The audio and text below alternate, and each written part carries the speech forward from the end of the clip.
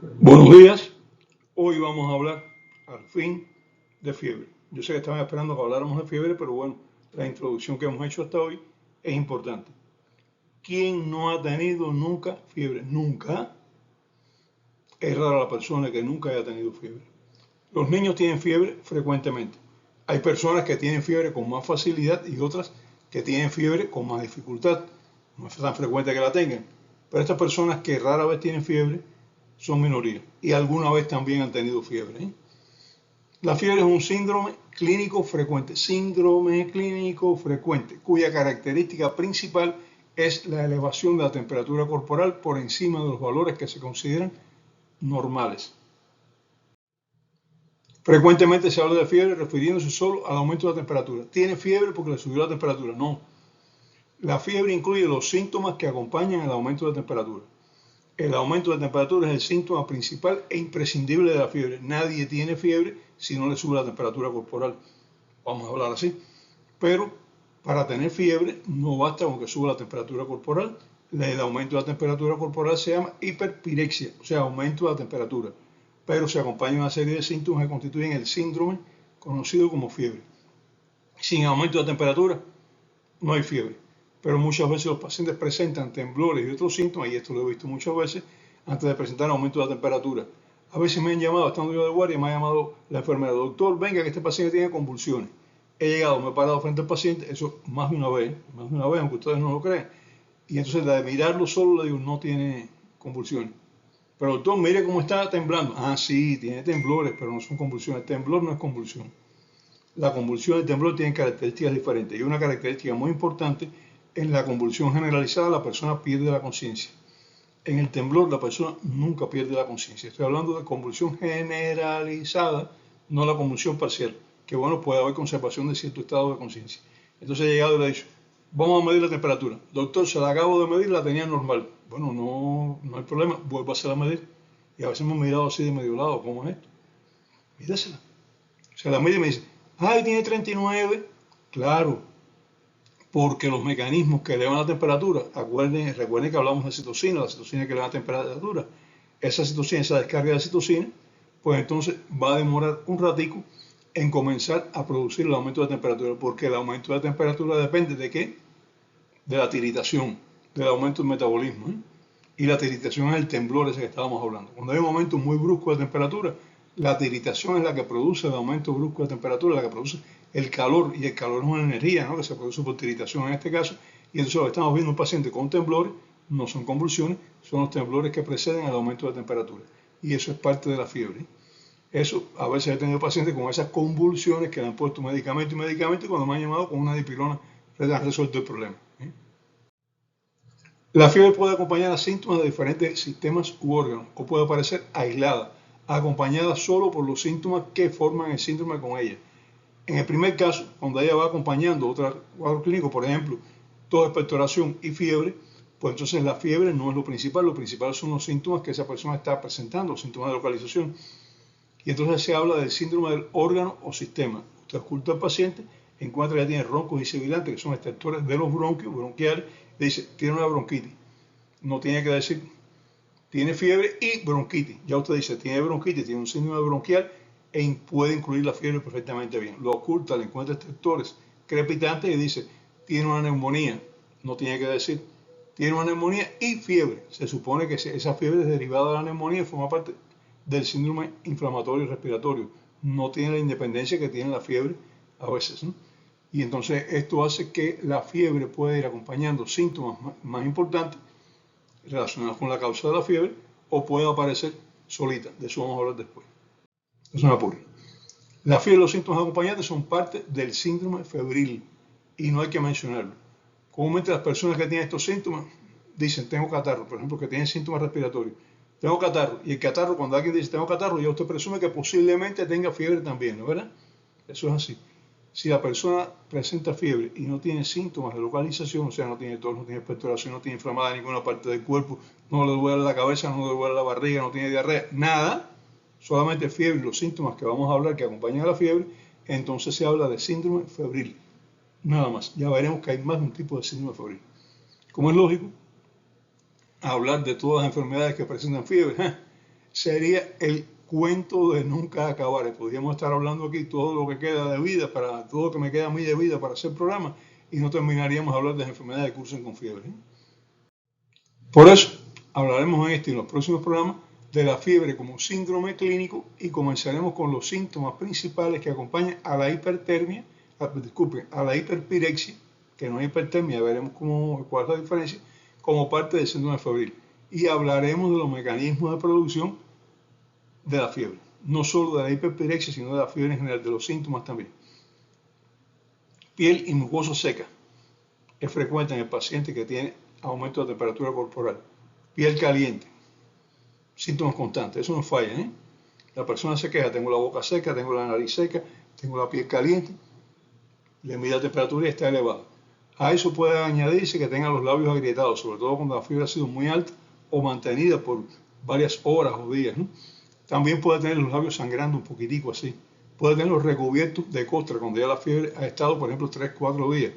Y esto aparece por lo general en casos de fiebre elevada o de fiebre mantenida. Eran frecuentes antes de la llegada de los antibióticos y los antipiréticos. El siglo XIX, era difícil que hubiera un paciente que tuviera fiebre y que no tuviera los labios agrietados, que estuviera sangrando por la boca, que tuviera costras en la boca. Eso era habitual en los pacientes con fiebre. Ya después la mejoría en cuanto a los métodos de tratamiento ha hecho que estos síntomas sean menos frecuentes. Se ven todavía. El aumento de la frecuencia de contracciones cardíacas también está presente. Es decir, usted le mide el pulso a la persona y tiene un aumento de frecuencia cardíaca por encima generalmente de 80, 90.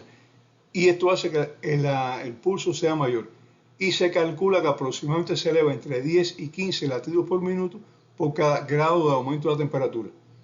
Hay una relación. Por cada grado que la persona aumenta la temperatura por encima del valor normal, que ya dijimos que es 37 como promedio, pues va a tener de 10 a 15 latidos cardíacos por minuto más. Así tenemos que una persona tiene 38 grados de temperatura, 38 grados centígrados, ¿eh? Y entonces la frecuencia debe estar entre 90 y 95, porque la frecuencia normal es 80, súmele de 10 a 15, de 90 a 95. Usted le mide el pulso, tiene de 90 a 95, todo está bien. Si tiene 39 grados, entonces no debe estar entre 90 y 95. Debe estar entre 100 y 110 latidos por minuto. O sea, de 10 a 15 por cada grado, pongamos 10 más 10, 20, 15 más 15, 30, y entonces podemos decir, en vez de 80 tiene más 20, que son 100, o tiene más 30, que son 110. Y eso es lo que esperamos en un paciente con fiebre. Si la temperatura es de 40 grados centígrados, bueno, la frecuencia cardíaca sería entre 110 y 125 latidos por minuto. Hay una relación, y eso se conoce como taquicardia febril. Está relacionada con el aumento de la temperatura. Y ahora usted normaliza la temperatura vuelve a lo que es normal, y esa taquicardia desciende. Y la frecuencia cardíaca, si la temperatura llega a ser normal, pues ella también es normal. Un método inexacto de medir la temperatura corporal cuando no se disponía de termómetro se puede utilizar, pero no es un método exacto, es ese. Vamos a medir la frecuencia cardíaca, la persona tiene la piel caliente, tiene síntomas de fiebre, medimos la frecuencia cardíaca, tiene 120, usted dice, bueno, pues si tiene 120 tiene 40 por encima de la temperatura normal. Si tiene 40 por encima de la temperatura normal, tiene 4 grados más, no, 4 grados es mucho, imagínense ustedes, de 37 a 41, pues pudiera ser, ¿no? Pero bueno, sería bastante. Pero debe tener entonces unos 40 grados, 39 grados, porque tiene 120, tiene una frecuencia elevada, ¿eh? Y entonces lo medimos, pero eso no es exacto, eso depende de muchos factores. Y por tanto lo podemos utilizar cuando no tenemos termómetro en circunstancias determinadas para ver si la temperatura está muy elevada o está menos elevada. Pero no siempre es así. Hay una enfermedad importante que se le ha olvidado un poquito a la gente porque ya no es tan frecuente, se ha limitado a determinadas zonas de ciudades del mundo, pero antiguamente era una enfermedad relativamente frecuente y que mataba con cierta frecuencia también, que es la llamada fiebre tifoidea, que una de sus características es la llamada bradicardia relativa. ¿Qué quiere decir esto? El aumento de la frecuencia cardíaca no responde al patrón este de 10 a 15 latidos por un grado. Sube menos. Por ejemplo, puede subir 8 latidos por un grado. Entonces la persona con 38 grados lo que tiene son 88. La persona con 39 grados tiene 96. Y la persona con 40 grados, porque la fiebre tifoidea pasa de 40 grados, pues va a tener 104. Y usted dice, qué raro, está disociada la frecuencia cardíaca que debía tener con la temperatura que le medimos. Sospecha de fiebre tifoidea. No siempre la fiebre tifoidea hace esto, pero un índice de sospecha bastante elevado. Y nosotros lo utilizábamos antiguamente cuando había un paciente con fiebre alta y el pulso estaba un poquito elevado, menos de lo que debía estar, con esa temperatura, o estaba normal, pues sospechábamos fiebre tifoidea. Era un índice de sospecha clínico, y en la escarlatina es a la inversa. Un niño con escarlatina, la frecuencia cardíaca aumenta más de 15 pulsaciones por cada grado de temperatura que se eleva. Y entonces usted tiene una taquicardia más marcada y el calor que usted está midiendo no corresponde. Eso también se ve en pacientes con escarlatina. Recuerden también que en la escarlatina hay vasodilatación y esta es la causa. Bien, o sea, la frecuencia cardíaca se eleva de 10 a 15 pulsaciones por minuto por cada grado Celsius de temperatura que se eleve la temperatura corporal. Pero esto no es absoluto. Hay enfermedades en que no es así y a veces pues tampoco es así en otras enfermedades. La presión arterial se eleva durante la fiebre. La velocidad a la que circula la sangre también es mayor. O sea, toda la actividad cardíaca se eleva porque el corazón es un músculo y ese corazón está generando calor.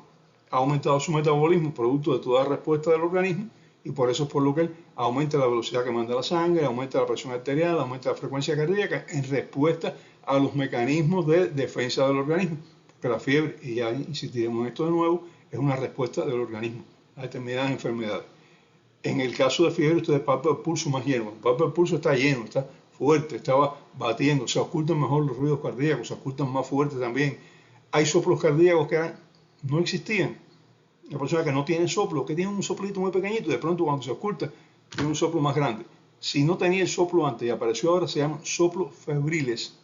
Y eso no es tan frecuente hoy en día porque se toman medidas para disminuir la temperatura corporal con gran facilidad, pero esos soplos febriles que lo que reflejan es aumento de la circulación, de la velocidad de circulación de la sangre en el corazón y la aorta. Se ocultan sobre todo en el foco de la aorta. Y entonces uno oculta y se tiene un soplo, pero se quitó la fiebre y se quitó el soplo. ¿Y qué pasó con el soplo? Nada, era un soplo febril, característico del aumento de la actividad cardíaca durante el momento de la fiebre. Todas estas modificaciones de la circulación sanguínea son causadas por el mismo mecanismo que estamos hablando. Por eso pasó el periodo febril, ya la temperatura se normalizó, todo desapareció. La presión volvió a su nivel, la frecuencia cardíaca volvió a su nivel, el soplo febril desapareció, los ruidos cardíacos se ocultan como siempre se ocultaba, y entonces decimos, bueno, todo eso era por la fiebre. Vamos a suponer, pasó la fiebre y la persona sigue con frecuencia cardíaca alta, sigue con hipertensión, sigue con un soplo. Eso no es por la fiebre, porque no hay relación con la temperatura y los síntomas. Los síntomas están apareciendo independientes de la temperatura de la persona. Y eso tiene otro origen, y ese origen hay que buscarlo. Hay que buscarlo. En el sistema respiratorio aparecen síntomas también. Aparece la falta de aire. Entonces la persona con fiebre está respirando con mayor frecuencia, porque está tratando de eliminar calor por las vías respiratorias, la polipnea, mucha respiración. Y tiene que eliminar también más CO2 porque se producen mucho CO2 por el metabolismo. Entonces, para eliminar este CO2, dióxido de carbono respira con mayor intensidad y la amplitud de la respiración es mayor. En el sistema digestivo se presenta sed. ¿Por qué? Porque la persona con fiebre está perdiendo calor, pero está perdiendo agua también por la piel y se deshidrata. Disminuye el apetito. Es una característica también de los pacientes con fiebre. Mientras más fiebre tengan o más tiempo lleven con fiebre, pues menos apetito tienen. Presentan estreñimiento, porque el intestino se detiene un poquito y tienen trastornos digestivos múltiples causados por la disminución de la motilidad del intestino y por la disminución de las secreciones intestinales secundarias también a un poco de deshidratación.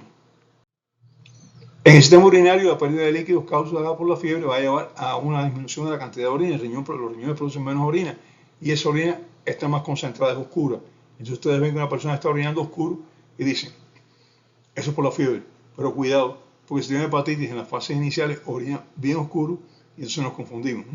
Eso hay que tener cuidado también. Vamos a ver la orina oscura, si es oscura porque es oscura o es oscura porque tiene pigmentos en la orina. Eso cuando hay dudas se hace un análisis, no hay problema. Pero una de las características es ver el color. Si es un color parecido al de la orina normal, pero mucho más oscuro, bueno, pues es orina concentrada. Pero si tiene un color caoba, o tiene un color, digamos, por ejemplo, rojizo, ya eso no es orina concentrada. Esas son alteraciones que están acompañando a la fiebre, pero que no son causadas por el aumento de la temperatura corporal. Aumenta el catabolismo de las proteínas en general y aumenta el catabolismo de las grasas. ¿Cuál es la tendencia? a que aparezcan más ácidos en el cuerpo y a veces el organismo no consigue eliminar todos estos ácidos y aparece acidosis en el curso de la fiebre. Mientras más tiempo hace que la persona tenga fiebre o más elevada ha sido la fiebre, pues mayor posibilidad de que tenga una acidosis. Por la pérdida de líquido, la sangre es más espesa y a veces hacemos un análisis de sangre y nos dice, tiene 17 o 18 gramos de hemoglobina. Uf, la tiene muy alta. Espere que pase la fiebre. Repítela cuando pase la fiebre y a veces entonces se normaliza porque perdió líquido, se concentra la sangre y puede inducir error. Tiene un aumento de hemoglobina. No, señor, pasó la fiebre y ya la hemoglobina se normalizó. Ah, no, no tiene un aumento de hemoglobina. No, tenía sangre concentrada y eso hace que la hemoglobina, que sigue siendo la misma cantidad de hemoglobina pero con menos líquido, pues parezca más alta en un análisis. Cuando la temperatura corporal aumenta, muy rápidamente los vasos sanguíneos periféricos se contraen y el enfermo siente frío, tiene temblores, ya hablamos de eso, mecanismo de tiritación. Esto precede subida de temperatura, ya hablamos de eso, y se puede confundir con cualquier cosa. A veces vemos este cuadro y nos confundimos. Cuando la temperatura aumenta mucho, se calienta el compartimento periférico, o sea, la parte de piel, de músculo, de tegumento, los vasos sanguíneos se dilatan y entonces aparece sudoración profusa, la persona empieza a sudar, los músculos se relajan, cesa el temblor y la temperatura disminuye. Es lo que se llama la epicrisis también, en los casos de fiebre, incluso con algunas enfermedades se habla de la epicrisis. La tifoidea no es un ejemplo. Cuando empieza la epicrisis, el paciente tiene una fiebre muy alta, está muy mal, empeorando, con delirio, con convulsiones a veces, y entonces de pronto empieza a sudar, la temperatura baja y se relaja. La temperatura baja porque esos recursos de sudoración se hacen para perder calor. Recuerden que hablamos de eso. Evapora el sudor, se pierde calor y mejora la temperatura corporal y por tanto mejora los trastornos causados por el aumento de la temperatura corporal. Recuerden que hablamos también que temperaturas por encima de 41 grados centígrados van a degradar las proteínas del cuerpo y pueden producir daño hasta permanente también. Por encima de 42 ni hablar. Siempre hay algún dañito que se quedó ahí. Siempre. Los síntomas neurológicos son frecuentes y son variados. La pupila se dilata, se llama midriasis. El paciente con fiebre está excitado, intranquilo, irritado, con hiperactividad, con hiperediación, está hablando mucho, habla con características a veces que nos confunde un poco porque está hablando a veces cosas que no están tan coherentes ahí. Eso, hiperideación quiere decir muchas ideas que se estropean en la mente. Y cuando la temperatura se eleva mucho, o en personas sensibles como niños y ancianos, puede llegar al delirio y puede llegar a la pérdida de la conciencia. La persona delira, empieza a decir cosas que no son, a ver visiones, a ver cosas, y entonces le dicen, ahora sí está mal, está viendo fantasmas. Y la persona puede llegar a perder la conciencia y puede ser solamente por el aumento de la temperatura corporal. Las convulsiones no son raras en niños con fiebre. En personas con foco epiléptico tampoco son raras. A veces no son personas epilépticas conocidas, pero tienen un foquito epiléptico y la temperatura elevada causa trastornos que producen convulsiones. Y en ancianos con lesiones cerebrales secundarias a isquemia cerebral, pues también pueden aparecer convulsiones. O sea, las convulsiones por fiebre, no con fiebre, se pueden ver con frecuencia en niños, en ancianos, en personas con lesiones cerebrales mínimas, que pueden ser focos epilépticos o que pueden ser focos isquémicos, y esas personas cuando la fiebre es muy elevada pueden presentar convulsiones. Pasó la fiebre, se acabó la convulsión. Pero si no es un niño, ya nos está diciendo que hay algún problemita ahí en alguna parte. El dolor de cabeza es muy frecuente. Prácticamente si la fiebre está alta, el dolor de cabeza está ahí también con el aumento de temperatura, ¿no? Los dolores musculares también. Y dolores en la columna vertebral también. Todo eso forma parte del síndrome febril. La somnolencia es casi constante si la temperatura es muy alta. Y puede llegar al estupor. O sea, la persona tiene tanto sueño que se queda así, que no responde adecuadamente. Pero a veces estas personas con fiebre, en vez de somnolencia, tienen insomnio y no pueden dormir. Estos síntomas que hemos mencionado son los más frecuentes y acompañan al aumento de temperatura corporal en el síndrome febril. Pero puede haber otros también. La fiebre puede aparecer también con síntomas que nos muestren, y ya dijimos eso, la localización de la causa. Así que hay que saber diferenciar síntomas dependientes de la fiebre y síntomas dependientes de la causa, que son bastante diferentes. Y cuando digo síntomas me refiero a síntomas subjetivos, o sea, lo que refiere el paciente, y a síntomas objetivos, lo que nosotros vemos, tocamos, palpamos, a los dos. Que también se le llama signos, por eso hay quien habla síntomas y signos, yo prefiero decir síntomas y ya los síntomas engloban los dos, el que se ve y el que se refiere. Es importante, muy importante distinguir los síntomas causados por la fiebre y los síntomas que marcan la causa. La manera más clara es esta. Tiene fiebre, tiene síntomas. Desapareció la fiebre, desaparecieron los síntomas, son causados por la fiebre, no hay problema. Los síntomas que se mantienen después que la temperatura corporal se normaliza, hay que tener mucha precaución con ella. Y es muy importante distinguir estos dos grupos de síntomas. Por ejemplo, un paciente con aumento de la temperatura corporal, dolor de cabeza, somnolencia, trastorno del lenguaje, excitación, intranquilidad, espasmos musculares, temperatura elevada. Bueno, pues usted dice, todo eso es por la fiebre, ¿no es verdad? Sí, puede ser por la fiebre. Pero hay un problema. Estos síntomas forman parte de un síndrome febril, pero estos síntomas también pueden ser causados por una meningoencefalitis, por una encefalitis. ¿Por qué? Porque son síntomas comunes tanto a la fiebre como a algunas enfermedades neurológicas infecciosas. Pasó la fiebre, pasaron los síntomas, bueno, lo más probable es que sean por la fiebre. Pasó la fiebre, la temperatura elevada, se mantienen algunos síntomas, cuidado. ¿Tiene duda? Punción lumbar, fondo de ojo, punción lumbar, los procederes para diagnosticar una infección del sistema nervioso central. Porque si no puede ser que, como decimos nosotros, se vaya con bola, decimos los cubanos, y entonces se ponche porque no le tiró la bola buena, a pesar de que estaba diciendo, los síntomas del paciente estaban diciendo, cuidado, que puede tener una infección del sistema nervioso central, no le hicimos caso y el paciente fallece porque no hicimos el diagnóstico teniendo todos los datos para hacerlo. En caso de duda, busca la infección. La fiebre mata cuando es muy elevada y no consigue reducirse, pero las meningitis y la encefalitis matan aún sin fiebre. Controlamos la fiebre, siguen los síntomas, cuidado. La fiebre se considera un mecanismo de protección y defensa en enfermedades infecciosas. De hecho, en animales vertebrados, no en el hombre, en animales inferiores al hombre, la fiebre ayuda a la recuperación de las enfermedades infecciosas. Es un mecanismo importante, sube tanto la temperatura que se mueren los microorganismos. En enfermedades no infecciosas se considera que es una manifestación de maladaptación a la enfermedad. La fiebre incrementa los movimientos de los leucocitos y hace que los leucocitos se desplacen más rápidamente. Refuerza la actividad fagocítico de comer de los leucocitos y por tanto su capacidad para comer bacterias y restos de diferentes agresores. Disminuye la actividad de endotoxinas bacterianas, o sea, sustancias que se agregan a las bacterias que nos causan daño.